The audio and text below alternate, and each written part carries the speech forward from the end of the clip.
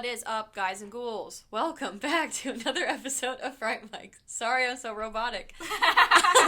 I'm Sam. I'm Liz. And this week we are kicking off a brand new theme since we're coming into February. Month of, yes, love and love lost. We decided we're going to go with the theme, killer crushes. Because what's more fitting? Exactly. Because love hurts in more ways than one. It does. Yes. Such a Hallmark month anyway. For real. Who needs it?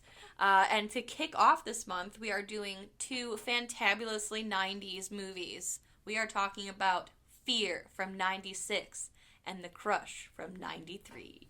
Alright, kicking things off, we are going to be talking about Fear. Marky Mark. Oh my Old god. Old school Marky Mark and Reese. The baby Reese. Baby Reese. And Mark Wahlberg with his third nipple out.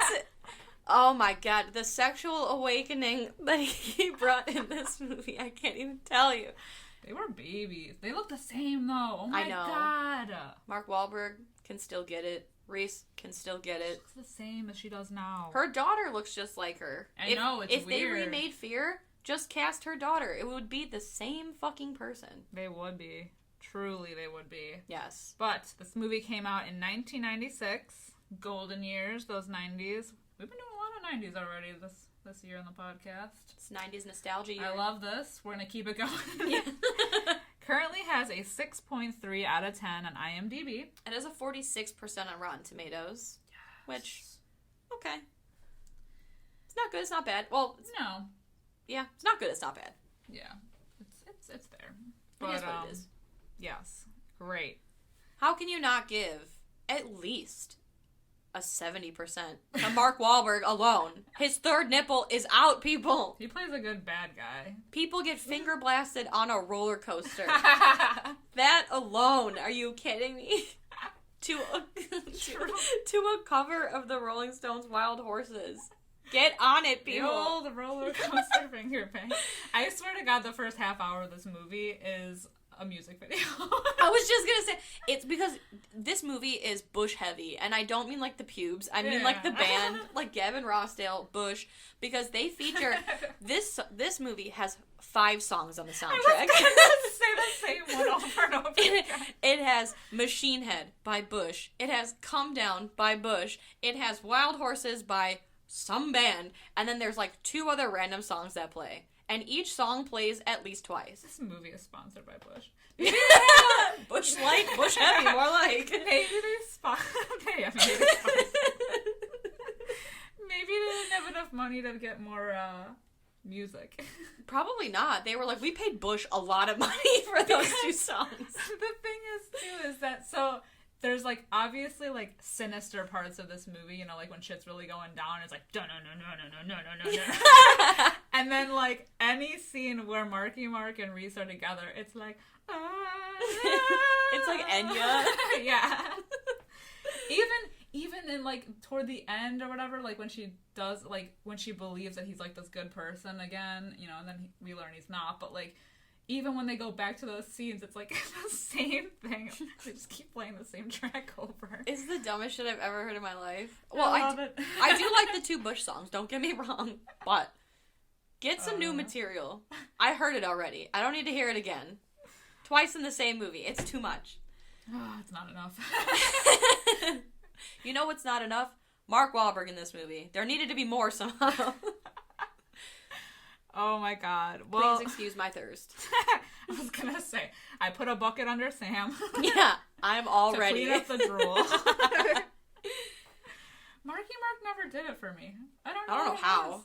I don't know. Especially this movie, first of all, his accent, there's no hiding it. His accent is great. His accent, he even writes in his accent. Yeah. Because he gives himself a tattoo. We'll talk about it later, but oh my god, his tattoo, like, the little Boston Mark Wahlberg, I can't. I'll have it be known that I told Sam that she should do this whole episode in a Boston accent. Oh, hey there, Mr. Walker. You should have let nature take its course. So let me in the fucking house. That part was ad-libbed. I read that later Really? on. Yeah. That's the best part of the movie. His whole, like, purge scene through the keyhole. Very purge. Very purge adjacent. It's so purge. Oh my god. Maybe they got inspired by Marky Mark. He is an inspiration, everyone. Because he is creepy. It's like him and his, like, fat old friend and, like, some other, like, goons. And he's the like, Goon Squad? Yeah, Goon Squad! Oh, my God. Yeah, but that is very Purge adjacent. Yes, I loved it. So let's hop into this beautiful feature film, shall we? We have Nicole. She's innocent, but she's also semi-rebellious, and she slightly hates her dad. Slightly. Which, what 15-year-old doesn't? I'm assuming she's 15. She's driving. So she's 16. We'll say 16. Yeah, she's on the cusp. She's on the cusp. She lives with her fam, her dad, Steven, her stepbrother, Toby. Who has, like, very minimal part in this movie. Yeah, it's like him and their dog Kaiser. Yeah. They're in it, but not a lot. And then her stepmom or stepgirlfriend. Her dad's side piece. I think it's his wife. Is it? Okay, I think it's his wife.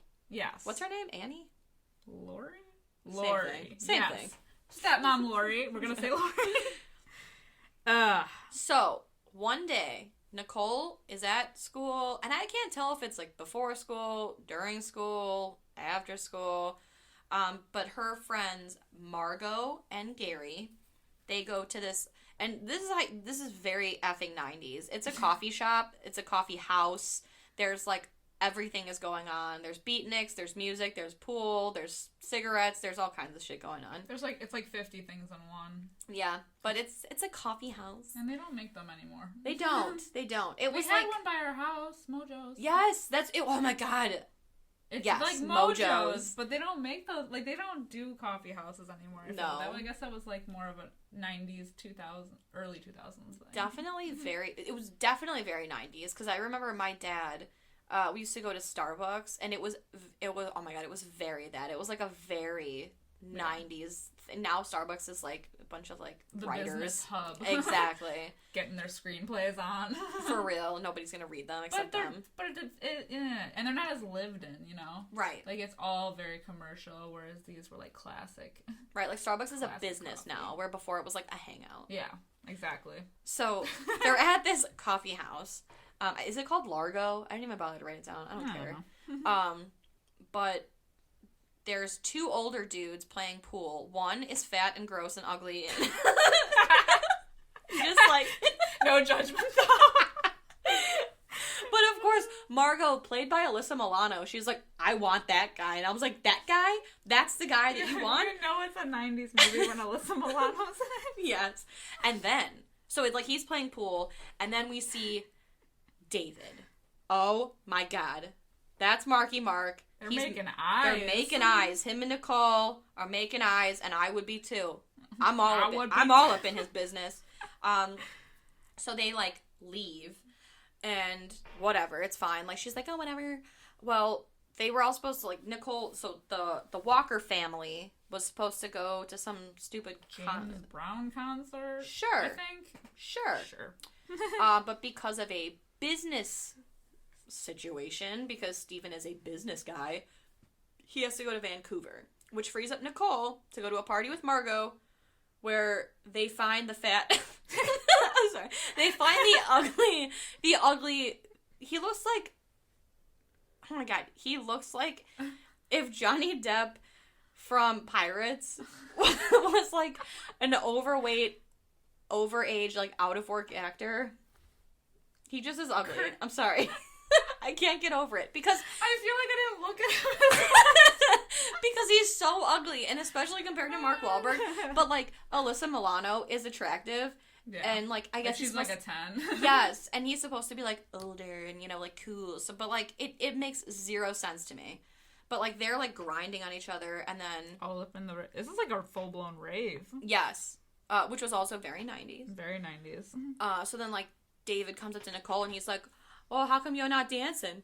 And she's like, why aren't you? He's like, oh, because nobody asked me. Aren't you going to ask me to dance? Well, the shit goes, like, the party goes south. They all got to escape. He, like, leads her to safety on the roof, and then, like, there's a helicopter. Helicopter came real quick. Yes. All sorts of shit. There's all these juveniles. Delinquents. These delinquents, like, scattering the rooftops, and suddenly there's a helicopter there within, like, literal minutes of a fight breaking out. Yes, they're all ditching their glow sticks. Yes. Are they living in? I don't even know where this is supposed to take place, to be honest. I think it's Seattle? Sure. I remember some kind of cityscape, and I thought I saw a Space Needle, but I could be completely wrong. No, you're probably right. I'm gonna be honest. You're probably right. So anyway, so they're on the roof, and David's like, "Come on, jump down to me." And first of all, like when she's climbing on the ladder, he's definitely looking up her skirt. She's wearing a skirt. Definitely. Yeah. She's wearing like next to nothing. Pretty much. So point is, Margot escapes with the ugly guy. His name's Logan. She's like, "Oh, bye." Yeah. And then David and Nicole, they go and like they're just like hanging out because she's like, "Oh, I gotta get home. It's past my curfew." And he winds the clock back. He does this a lot, by the way. Yeah. The other thing he does a lot, by the way, is so they start like talking and they're hanging out and then they're making out and he first starts like kissing her cheek and then they move on to like the mouth. But what has always driven me nuts about this, as much as I like Mark Wahlberg, he uses so much tongue. And lip. God. It's all lip and tongue on her cheek. I was gonna make a comment about their like kissing. They go all out. I don't think they were acting. I wouldn't. I feel like they probably hooked up for this movie because they are like a snake and a deer. Yes. Like he is all mouth on her face. It's like, have you seen The Taking of Deborah Logan? It's like that. How I Kiss My Dog. For real. She is inside of his mouth. And vice versa. Like half of this movie. Because there is a chunk of this movie, like a big chunk of this movie where they're making out. There's at least 6 makeout montages, all set to Bush. Oh my god. So, we have that to look forward to. But, so like, whatever, she gets back home late, her stepmom calls her a hooker or a slut. That is like the most alarming thing ever because she gets past her, she comes home past her curfew and the fact that the stepmom is like, take your makeup off, you look like a slut, like I know you are, but what am I? Damn. That's damn, 90s. Lori. Damn, Lori. So then this starts one of the first of several Bush makeout montages. We hear Come Down by Bush and they're like making out and there's a whole bunch of shit, and he's like, "Hey, Nicole, I want to meet your family." And she's like, "You do?" And he's like, "Yeah, I want to meet your family. I want to meet your dad." So he, like, charms the Walker family, and everybody loves him, and the dad's still kind of suspicious. Yeah. But all is well. Like, David is seemingly, like, a very good guy. He tells Nicole, like, oh, his parents, like, they're back east, and they've been married, like, their whole, like, his whole life, and he comes from like a good family, yada yada. He even does yard work for the fam. He does yard work for him. He used to work in a nursery, we find out. And so he helps Lori plan some shit, and then he comes inside to wash his hands, and he's washing his hands in Mr. Walker's office, and Margot comes in, and Margot is... Can we talk about how she's a hoe? She's a hoe. She is a big old hoe. She is thirst trapping Mr. Walker so bad. Like... bad. Yeah. Gross. Like, horrible. And he's falling for it. He is. Which David sees. Mm-hmm. And he's like, I'm going to keep that in the back of my mind. That's going to come into play later. So he's got that now. It's a weird scene. Yeah. And then they leave to go to a fair where the scene happens. The scene. They go to the fair. The old roller coaster finger bang. Iconic. Oh my god. It is the most iconic scene from this movie. Honestly, if there's a way that you could film a roller coaster finger bang in an elegant way, I feel like they did. They definitely... It's very beautiful. The lighting was right. I feel like the filter was soft. Wild Horses was playing. The ups and downs. When she went down the hill, her orgasm was... Okay, now you're like... This is like an audiobook version of 50 Shades. Holy fuck. Gilbert Gottfried edition. The only way to listen. Jesus. Oh my god. Okay, so... Is this movie PG-13? I don't know. Probably not. I don't know. I didn't even notice. It doesn't matter.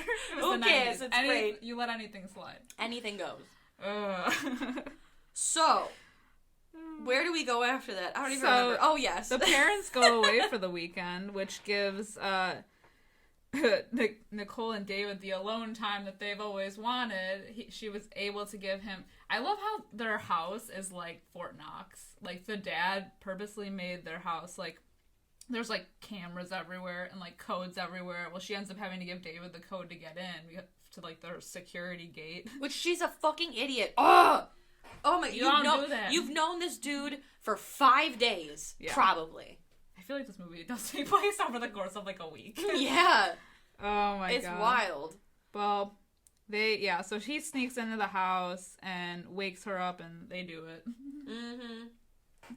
He pops a cherry. But this is when the tables truly turn and we see the darker side of our boy David, because, you know, Nicole's hanging out with one of her man friends. Gary, at school. And they're just, like, casually walking outside, and David pulls up and thinks that he's macking on his girl. Because she hugs him. Yeah. It's a simple hug. No big deal. But he beats the shit out of Gary. And in turn, he, like, knocks Nicole back and gives her a black eye.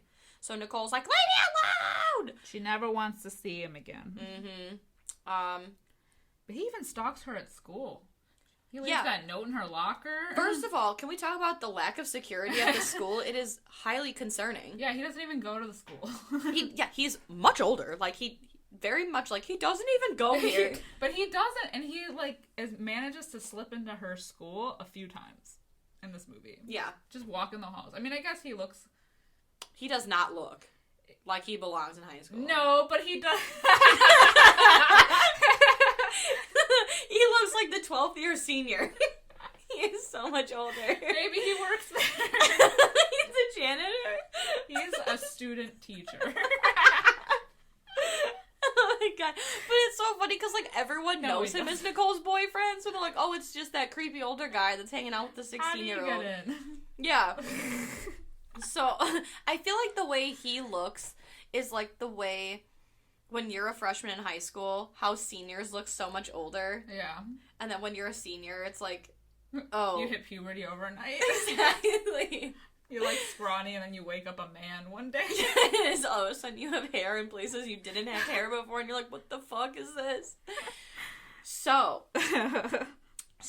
he like sneaks into school, puts a note in her locker, and he's like, "Nicole, I'm so sorry. Please meet me at the coffee house thing." And when she doesn't show up, we see him back at, like, it's like Logan's house, or, like, I don't know, it's like his hood rat friends in their hood rat crib. I call it the crack den. It is a crack, I mean, literally is a crack den, because I think they end up selling, like, crack, I don't know. So, he's, like, mopey in his room. Real sulky. Yes, and he's looking at, like, the photo strips of him and Nicole that they probably took when she got finger banged. Oh. And he's like, the guy's like, "Come on, we're doing some hood rat shit." And he's like, "Get out of here." So he doesn't go. And I don't know, I guess his friends are pissed. Meanwhile, Nicole is also sulking and kind of like confides in the stepmom a bit. And then the dad kind of is trying to help, but ends up finding the condom. Those damn condoms. At least she's having safe sex. That's true. Yeah. Look for the silver lining, folks. Which prompts, like, and this is so weird because, like, the dad, like obviously pissed about finding this, kind of, like, goes off on Nicole about the whole thing, which, like, then makes her kind of, like, reconsider the whole thing with David, like, as if it never happened. Yeah. It just, like, goes to show you that, like, when your parents tell you not to do something...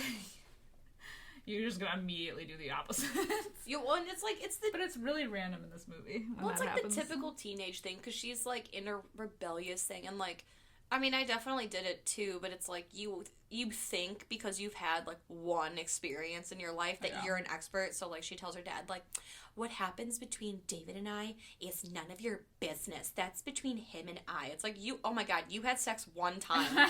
Chill out.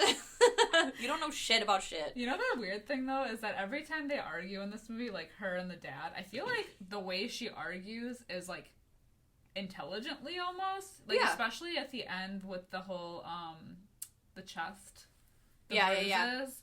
Like, she's like, I'm just so disappointed. You've lost my respect. And I'm like, oh, damn, shit. She knows how to cut deep. Yeah. Mm-hmm. Well, and the reason we know that she made up with David, like, immediately is because the dad, Steven, comes home one day from work to find David romping with the fam.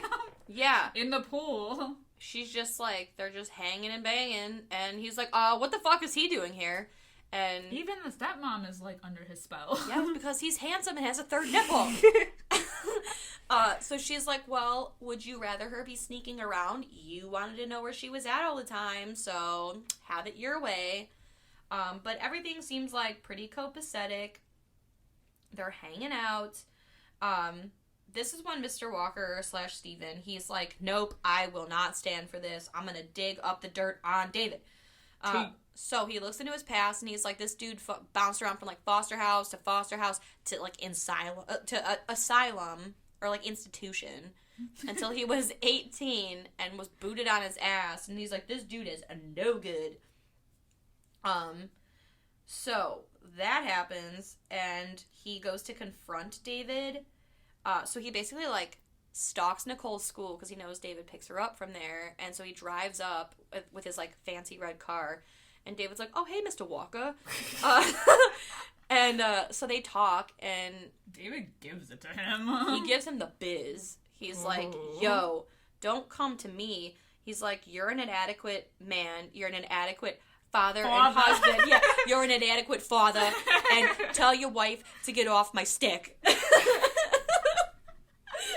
he's like, Excuse that's me? rude. It's wicked rude. It's wicked rude. So David ends up punching himself in the chest to give himself bruises. Which is wild. He just beats on his chest like King Kong. Which prompts... It's his coping mechanism, okay? Well, like, he's like a full... Like, we've been new he's a full-blown psychopath, but, like... We've been new. But also, like, what kind of psychopath is like, yeah, I'm gonna beat the shit out of myself? I don't know. And you just beat on your chest? Like, I'd at least get somebody to punch me in the face. Oh, yeah. Make it a little legit. Well, I didn't know what he was doing the first time I saw this movie. I'm like, oh, it's weird. That must be his, like, thing. He's doing the Matthew McConaughey Wolf of Wall Street. Yeah. Yes. And then he finally gets Nicole, and it's back to making out. Yeah. The, like, 50th makeout scene in this movie. It's another bush come down. It's another wild horses. But it's funny because, so, like, the first time they have sex, David's like, I love you, Nicole, but she doesn't say it back. And now this time they're banging in his car, and she says, I love you, but he doesn't say it back. Crazy. They're not on the same page. They're never on the same page. Never. It's wrong. It's all wrong. They flip-flop so many times in this. Yes. They're a chonkala. So, she's, like, getting dropped off at her house, and he's like, are you sure that you don't want to come home with me? And she's like, no, I can't. And he's like, okay, bye. Bye. Speeds right on off. So she's, like, looking at her Jeep, and she's like, you know what? Fuck it. I'm going to surprise my dude. Well, surprise. And a surprise she had. What a twist. She shows up, and there's, like, a full-blown party going on at this crack den. And hoes everywhere. Hoes abound. Hoes in this house. So, I think at that point, she, like, creeps through the windows? Yeah, she's, like, creeping through the windows, sees Margot. Who's, like, a full-blown, like... cracked out hoe. Yeah, she's wearing... As suspected earlier in the movie. Most medium suspected. Being basically passed around by these guys. We don't know what's going on. Like, she's definitely strung out. Yeah, she's on drugs, for sure. And they're kind of, like, hitting her, and... yeah, it's just not good. Yeah, that, like, fat Logan guy who's so gross. He's, like, she's sitting on his lap and, like, I don't know, she's doing some weird grinding thing because I think she wants drugs. I don't know. But it's not good. No. So this time, she's like, it's over. She doesn't even say anything to him. She just drives back home. Well, because we see Mark Wahlberg, what's his name, David, he shows up behind Margot and he's like, you're coming with me. Tell Logan that you want to be with me. And she's like, oh, I want to be with you. And he takes her upstairs and, like, rapes her. But we don't see that. We just, we just see them, like, go together. Betrayed. Yeah, so that's why Nicole's pissed. So she's just like, it's over for realsies this time. But this is when he surprises her at school and just like walks right in to the cafeteria. He's like, surprise! And she's sitting with Gary, and she starts screaming. She's like hysterical. She's like, help! So he gets kicked out. Like Gary intervenes, and he's like, hey, could you just back off? Yeah. And then a lot of confronting happens, because then Nicole confronts Margot about the whole thing. David confronts Margot. Yeah. Like, when they have their little chase. Yeah, because so, like, Margot comes to Nicole's house, and she was like, you're a bitch, you're a slut, you're gross, I don't want anything to do with you. And Margot's like, well, no, I was on drugs, and, like, he raped me. And she was like, get out. So then Margot leaves, and, of course, David's a stalker, so he, like, sees that she's left Nicole's house, so he basically tries to, like, run her off the road. Yeah. And he's like, how does she know? She's like, I don't know, but she knows. So he's like, you better make it right, or I'm gonna hurt you. So that's all going on. And then he tries to apologize to the whole fam. Yeah, he goes to the house. Goes back to the house, tries to apologize. They don't want to hear any of that. This is your favorite part, other than the roller coaster scene, when David does go home and carves the note in his chest. He makes himself a homemade tattoo. He cuts himself, and he breaks open a pen, and he smears it all in there, and the tattoo says, Nicole forever. Eva. The number 4, EVA. Eva. You cannot get more fucking Boston than that. Nicole forever. Oh my god. It's amazing. It's incredible. Oscars were needed to be given out. And while he's on this high, he ends up attacking poor Gary. Yes. In the forest. He snaps his little neck because he hugged Nicole one too many times. Yeah. You know what happens, Gary? You hug Nicole, you get got. He intervened. I know, Gary's a good dude. He was. That's the sad part. Is like Nicole bangs a psychopath. Margot is giving it to some creepy drug dealer rapist. And Gary's the one who gets killed? Poor Gary. He never deserved it. Justice for Gary! I know! What the fuck? He also goes on a tirade by destroying the dad's car. And writing a note. Was it writing a note? Or did he carve it in there? Because it says, now I popped both your cherries. Ooh. Yeah, he wrote a note. Yee. Gross. I just noticed there's both movies we're talking about today have destroyed cars. Red cars. Bitch. With notes. That's right. Crazy psycho bitches. That's the theme of today. You hit right in the heart of a guy's car. That's what Luke always says. He's like, you know, when someone does you dirty, like Carrie Underwood before he cheats, when she's talking about fucking up his car, he's like, leave the car out of it. What did the car ever do to you? Because it's hard to fix. I don't know. Yeah. So after this, we see, we don't see it. Well, David, so basically David assaults Nicole in a mall bathroom, and when they get back, like, Steven's, like, super upset. He goes and he breaks into David's house, and he sees this creepy Helga Pataki shrine that he has to Nicole. The altar. I love her picture on it. The picture of her, she looks like the Virgin Mary or something. Yes, he has her fucking face on everything. He has, like, he took a bracelet that obviously said Daddy's Girl and carved it to say David's Girl. He stole her undies from the first night that they banged. It's just like... It's a lot. It's a lot. It's a lot to unwrap. It's a lot to unpack here.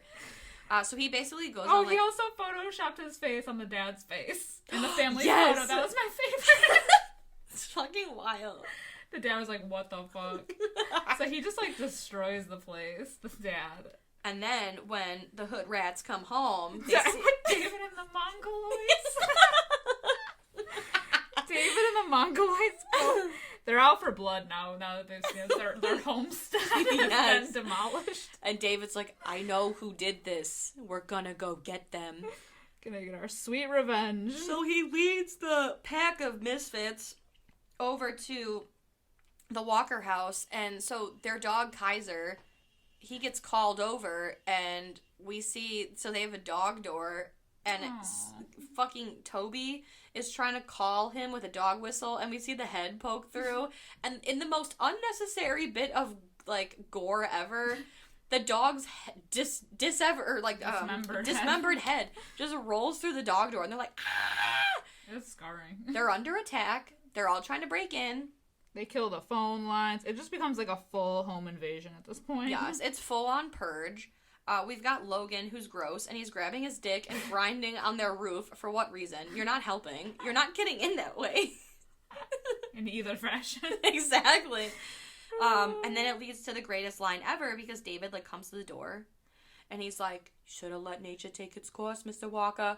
Blah, blah, blah. He's like, it's going to anyway. And then he gets all up in there. He's like, so let me in the fucking house! Ooh. I'd let him in. I'd let him in everywhere. My favorite is the drill to the hand. I think it's the stepmom that does it. Yeah, I think so. Guy. Oh, God. That was a good one. That was hurty. But after that happens, the one guy's like, I gotta get to a hospital, guys! Yes. I don't know if he has an accent, but he does now. He does now. So some of the goons run off, and they manage to get a cop to come, but the goons end up killing the cop.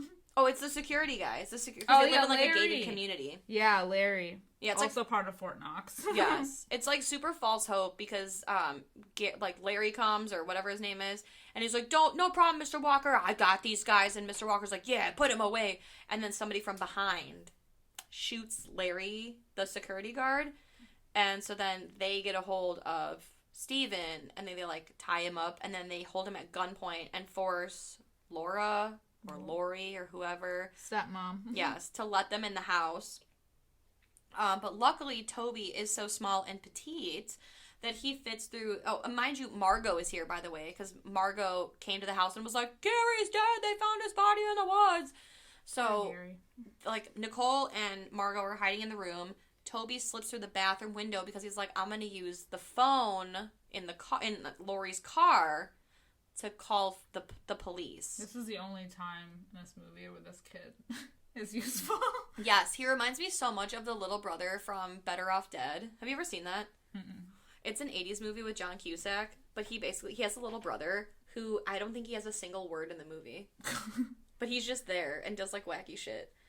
So basically, he makes it to the car, is successfully able to call 911. One of the goons sees him, but Toby is like, nope, and he backs over him. He definitely killed that guy. Definitely fucking killed that guy. I don't know how old little Toby is, but he definitely just killed someone. He's going to jail for manslaughter. Yeah. That's a whole other thing. Well, they kind of glaze over. They should have discussed that in the sequel. So then after that, we see him take the bad guy's keys, and we're like, oh, okay, so he's gonna go, because at this point Laura or Lori or whatever, she's handcuffed. Yeah. And so is Mr. Walker. So he takes the keys, and we're like, okay, Toby's gonna come save the day. In the meantime, Logan is like harassing Nicole and Margot, and he's definitely trying to like rape and or sexually assault Nicole. And then David comes out of nowhere and just shoots him in the head. Because you don't touch his woman. You don't touch Nicole like that. It's like when the violence starts ramping up, it just ramps up. Yes. We do like a full like 6 to midnight on the violence because just full bullet through head. Well, the dad ends up getting loose, our boy Steven, and they kind of like tussle. They tussle in the bedroom, and meow. Nicole gets a hold of what looks like a vampire stake. I thought it was like a smoking pipe. I don't know what the fuck it was. She like stakes David through the back. She stabs him in the back. Literally just stabs him through the back. And the dad just throws him right out the window. This part is so funny because it is, oh my god. This happens in The Crush too. David gets pushed out the window, and he goes flying. He looks like Puss in Boots, like doing a cartwheel through the air. He just goes fucking flying. Ew, and it shows him landing. Ooh. Yeah. So he's a pile of dead. Pile of mush. Yeah. The bottom of those rocks. And the police come, and morning starts to come, because it was nighttime previously, and everything's okay. And it has that, like, 90s, like, abrupt ending. Yeah. Which also happens in The Crush. Yes, and it's always, like, the violins, like, play as the credits start. It's like, it's very that. Quality film. I know this movie, like, this concept has been done before, but goddamn is this movie great. It's just so fucking funny. Like, and it shouldn't be. Like, it's funny for the reasons that it shouldn't be. Yeah. You know? I think it's just because it's, like, the campiness. Yes. But, 3.5 out of 5 for me. Oh, yeah, I'm going 4 out of 5 for that thirst bump. Damn. I'm giving it the thirst bump. See, I don't have the thirst bump, but I still love this movie. I enjoy it every time I watch it. It's fantastic. It's fantastic, Mr. Walker. I don't know how we can top this. There's no way. There's no way, but we're going to be talking about another crazy-ass crush. A crazy bitch and called a red The car. Crush. Which came out in 1993. Currently has a lower score, 5.9 out of 10 on IMDb. It has a much lower score of 25% on Rotten Tomatoes. But I don't know, like, is this... I don't know how Rotten Tomatoes, like, scores a rate, because this came out in 93. That's true. I feel like it is a little... It's probably a little skewed, too, because of that. I mean, it doesn't... I feel like when you go on Rotten Tomatoes and you look at, like, older movies, they don't get as high because... You know. They're old. Yeah. Yeah. Does it age well? Maybe not. I feel like we could do an entire episode of Does It Age Well? Oh, we definitely could. Absolutely. Also, our second feature film featuring Cary Elwes. Oh, yeah. We did one last month with Saw. Yeah. So he's showing up. I feel like we could sneak him in all over the place. Next thing you know, we're doing Princess Bride. That's a scary movie. So this is Alicia Silverstone's first movie. It certainly is. Her feature film debut. I told that to Luke when we were watching it. I was like, this is her first movie. And he was like, no, it isn't. And then he looked it up on IMDb and he was like, well, yes, it is. Yeah. I think I read that she was 16 when this movie came out. Or she was 15. Turning 16. Yeah. Yeah, she was 15 because I think she was 16 for Clueless. And then but in the movie, she's 14. Or she plays a 14-year-old. Yeah. And, I'm glad they got somebody, like, around that age, you know? I mean, so, like, not to sound creepy, but she looks really good for a 14 or 15-year-old. Like, I remember when I was 15 and I was not looking so good. Yeah, I definitely didn't look like that. She's so cute. Like, off the bat, man. Yeah. She looks so cute, and I looked like something from, like, The People Under the Stairs. Like, frumpy. Unkept. Yeah, it was not good. And also I read that this movie is actually based on a true story of I did read what that happened too. to the director. Okay, so what a sticky situation. So the reason I came about this was because I was looking up something about the movie, and I kept seeing, like, the review. It said, like, Darian did this, and Darian, and I'm like, who the hell's Darian? And I realized, like, on IMDb, Alicia Silverstone is credited as Darian, and they call her Adrian in the movie. And I'm like, oh, so somebody on IMDb fucked up. Yeah. And then I was like, why the fuck are they calling her Darian when her name's Adrian? And then I looked it up, that it was originally, her name was Darian, but they had to dub over her name because to protect he was the, like, actual girl exactly that this movie was based off because of. her name was Darian. I know. I was also confused by that because I, like, sometimes I'll watch movies with, like, the subtitles on and they were saying Adrian, but it was on the subtitle it was Darian. I'm like, what the hell's going on? Right. Because I wrote down Darian, and then it was to get the I went on IMDb to get the score. So then I'm like, oh, her name's Darian. So I wrote it down. And then when they were calling her Adrian, I'm like, am I stupid? Okay. So that makes a lot of sense, but that's wild, man. I also found out, funny enough, that Reese Witherspoon did audition for the part that Alicia Silverstone ended up getting. But only to make Fear, 3 years later? Actually, Fear was written in 93 or 94. So they were written around the same time, but it didn't come out until 96. But she got lucky and went with Marky Mark instead of Carrie. Which, either way, smoke show. Yeah. But Cary Elwes, man. Yeah. He got it. He got it. He got it going on, but I do prefer Mark Wahlberg. He looked a little shook in Saw, but back in his younger days. He looked so white in Saw. Oh my god. He did not look good. No, he did not look good. Oh my god. But Robin Hood Men in Tights. Oh, he could get it all day. His best role. I can't even. I can't talk about it. I'll get into it. Well, so it starts out where we meet our boy, Cary Elwes, who's played by Nick. His name is Nick. Who's a writer who is looking around town to rent out a place to stay since he has this job, a new job. And he ends up renting this nice-ass guest house from these rich people. And these rich people have a 14-year-old daughter. Her name is Adrian. And she has a friend named Cheyenne. And she's like, hey, Cheyenne, there's a dude in the guest house. Go see what he's about and report back. So, like, Cheyenne's over there, and she was like, oh, hey, what's up? Okay, bye. Okay, bye. Yeah, and she's like, oh, yeah, no, he's cool. He's older. So then, of course, like, Adrian's, like, all about it. She's a very flirty girl off the bat. I also Definitely love flirty. when, like, the mom is showing Nick the guest house, and she's like, oh, yeah, like, our daughter's around here somewhere, you know, you'll get along famously with her. And it's like, they're just, like, so comfortable with letting, like, a complete strange man be around their younger daughter. And especially, immediately. Like, well, and especially, like, you'll get along great with her.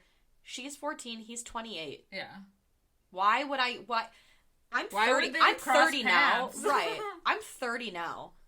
I would never hang out with a 14-year-old. Yeah. Or, like, 15-year-old. I would never. Like, obviously they would cross paths because they're on the same property, but, like, I don't know. It's like the way she said it, I was like, okay, whatever. Yeah, okay. They ain't gonna be hanging out. Right.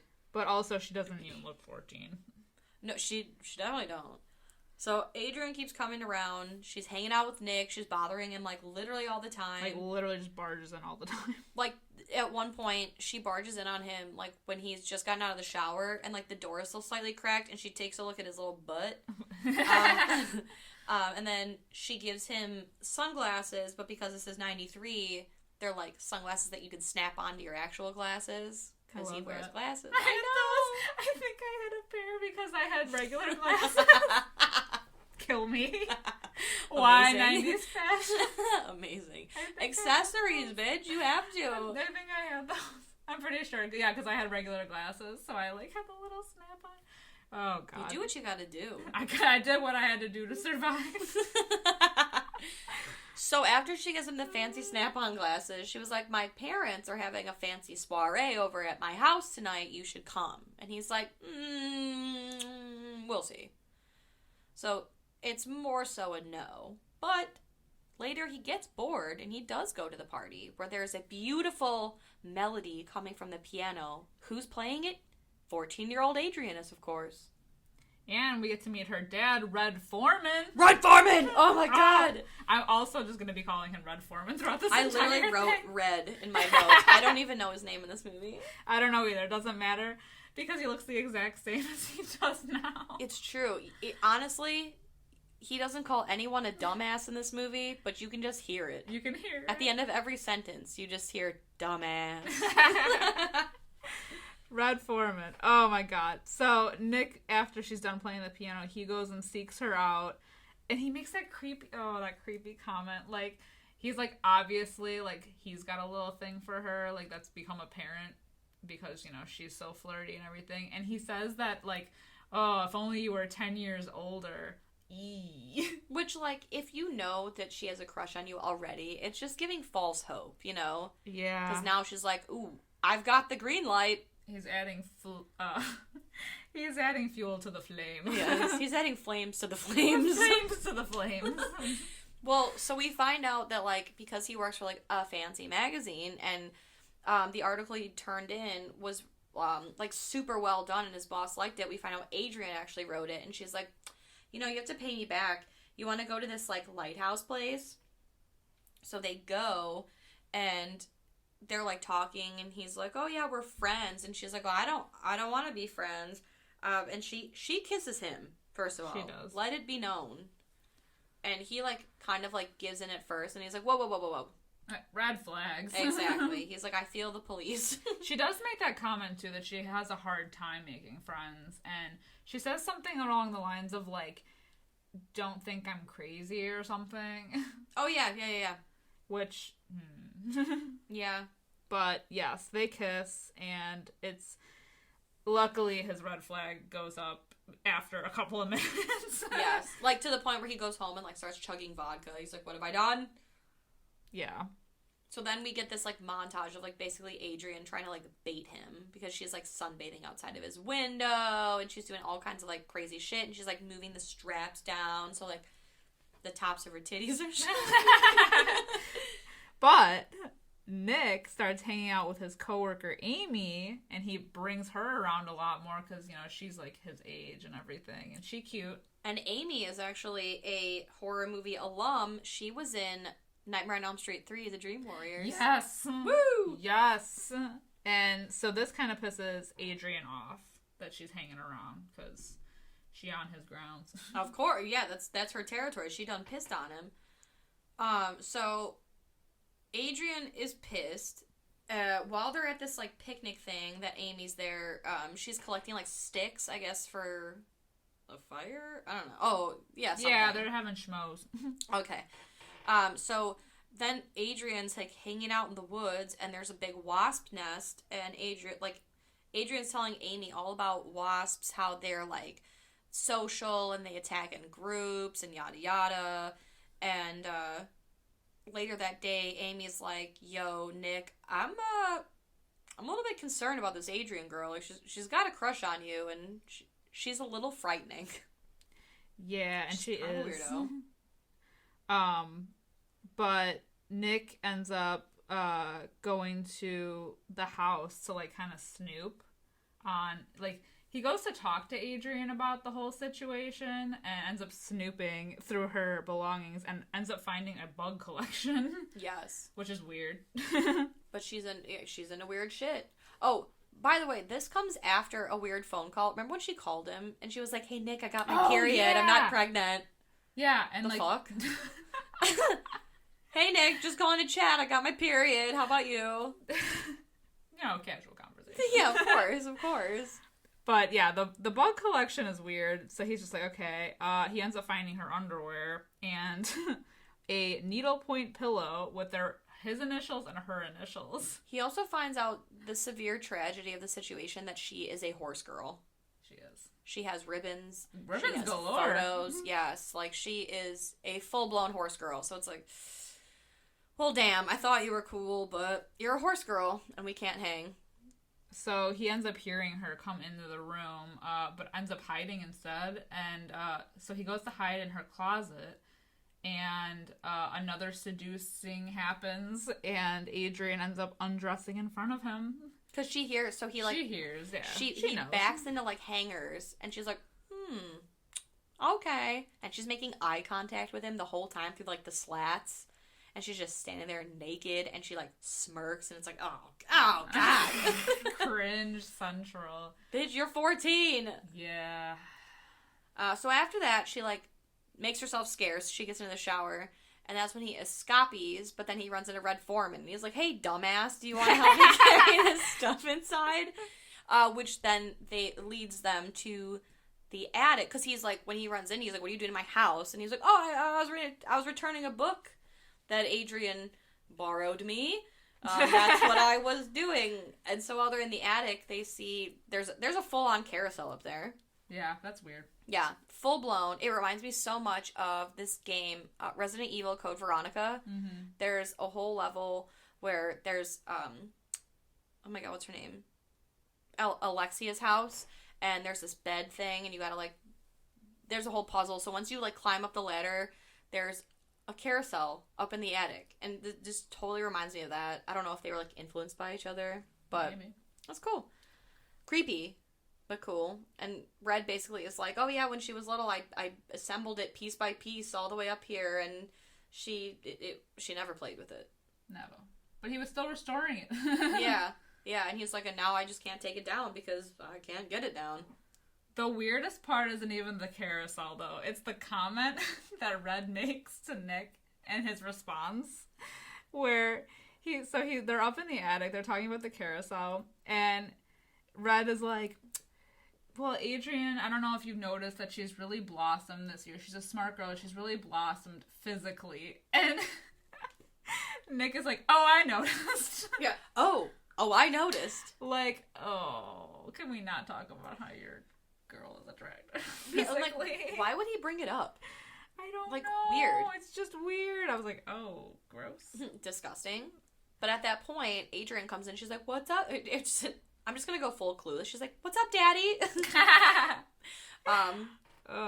But he's like, oh, yeah. Like, oh, Nick and I are just talking about your carousel. She's like, it's your carousel. And Nick goes to leave, and he goes, by the way, what book did you loan Nick? Ooh, caught. And she's like, book. Oh, book. Right. That must have been Wuthering Heights. What did you think? Yuck! Gross, you're talking about her boobs. Boobs, you're talking about her boobs. You're sick. And he's like, it's alright. And then he's like, it sounds girly. Fucking red. But Nick does he attempts to break it off with her. He, like, tries to actually, like, have a conversation to be like, yo, this is weird. You're, like, half my age. Yeah. And also, like, she's on a swing set, and she's like, have you ever been with a virgin? No. Gross. But she also reminds him of the kiss and the undressing, because she knows that he was there. Mm-hmm. She knows he knows that she knows. And so she doesn't take well to, like, this whole, like, him kind of trying to avoid her to, like, you know, simmer down the situation. I mean, honestly, who's the creepy one here? Yeah, they're really. both pretty creepy. They're both guilty of being creeps.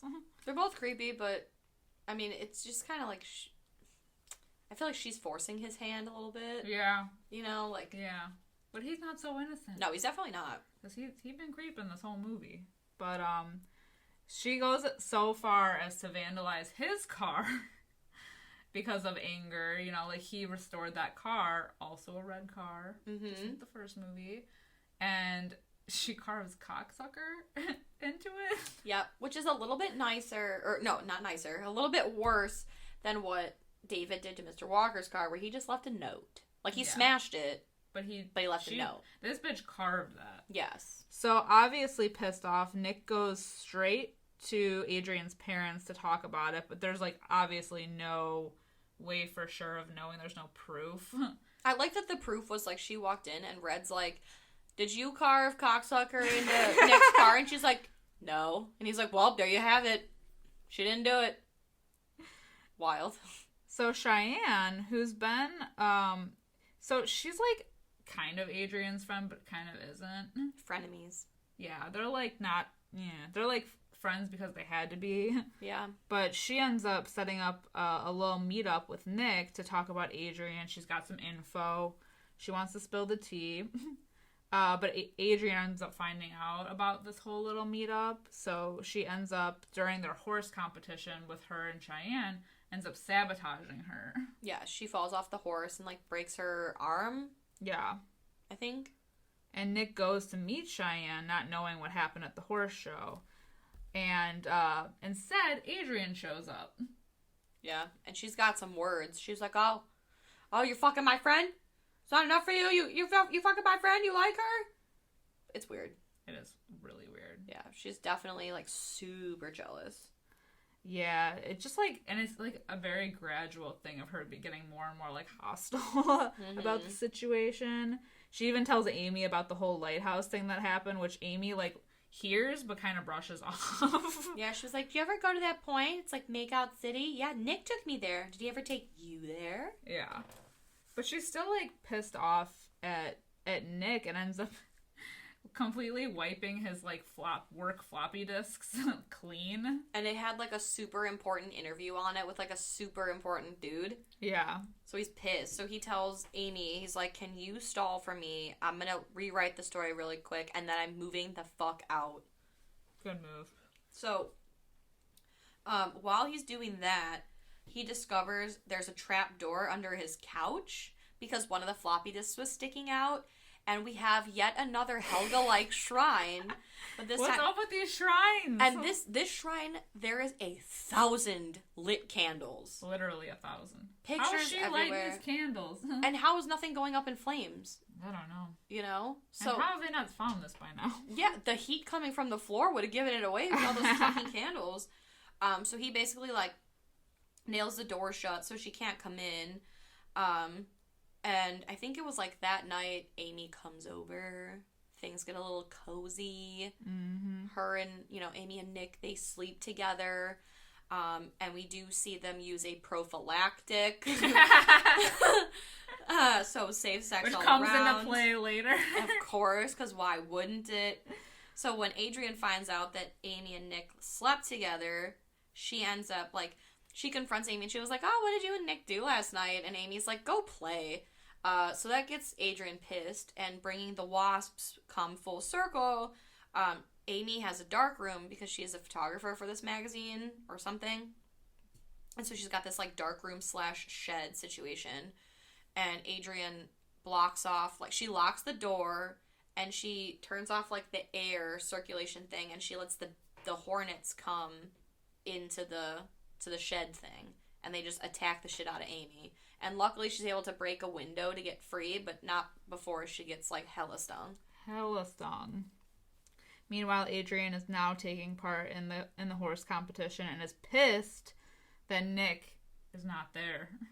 So I don't know how she ends up getting to his work benefit, because he's at a work benefit thing. Does she ride her horse? I don't know. She just, like, appears at the building. But she ends up, like, barging into the benefit and just, like, starts macking on him immediately and is, like, screaming, and he, like, pulls her away. Well, she slaps him in the face in front of, like, everyone. Yeah, like, it's so she's weird. like, hi, darling. So weird. He, like, basically, like, scurries her off the floor and is like, you need to leave me the fuck alone. Like, you're disgusting. You're pathetic. Blah, blah, blah. She starts screaming and makes a scene and everything. He's like, hey, you're crazy, bitch. So after that, Nick, like, comes home some point later, and he's arrested immediately for sexual assault of a minor. And we see, like, Adrian with her parents, and she's, like, getting put into, like, the back of a cop car. She's, like, all beat up. And Red Foreman goes to, like, attack Nick because he's thinking he's, like, tried to sexually assault his daughter. These interrogators are like, did you or did you not have sexual relations? Did you or did you not?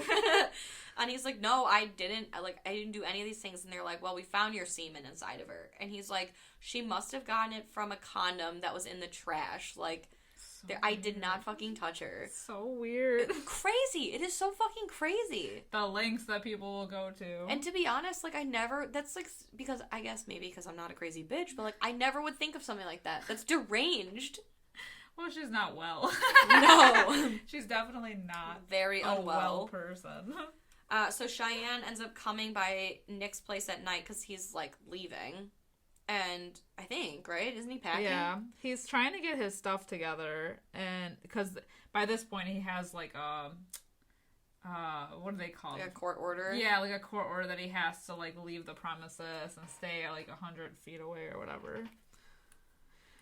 Yeah, so she ends up coming, and he's kind of like, yo, you gotta get out.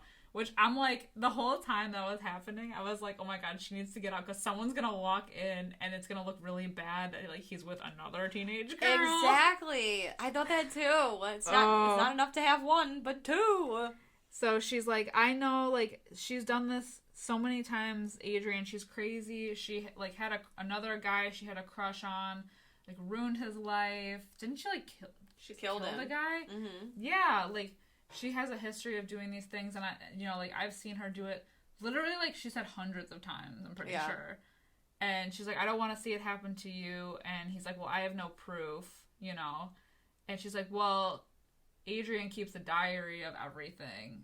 And he's like, well, I'll tell the lawyers about the diary, but there's not a whole lot I can do. So Cheyenne leaves, ends up breaking into the house to get the said diary for him.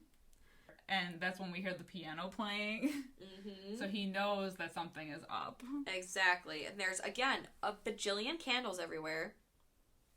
And there's a Who's note. lighting these candles? For who has the time? So we find a note that says, please forgive me. And Adrian, like, pops up and she was like, I came back for you. I even thwarted my parents. We're meant to be together. So Nick's like, you're insane. Get away from me.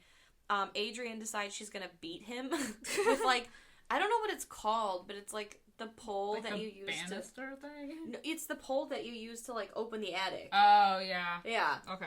So she's, like, beating him with that, and she knocks him down the stairs, and she goes down, and she's, like, talking to him, and it seems like she's gonna, like, you know, do the fucking Mortal Kombat finish Double him tap. thing. Yeah. She's gonna knock his lights out, but her parents come home, and she, like, scurries away. So then Nick goes into the attic, because he hears some shit in the attic. Mm-hmm. We see Cheyenne, who is tied to the carousel from earlier, and when he tries to set her free, Adrian attacks her again. Ugh. At this point, Red Foreman, he's, like, busted down through the door.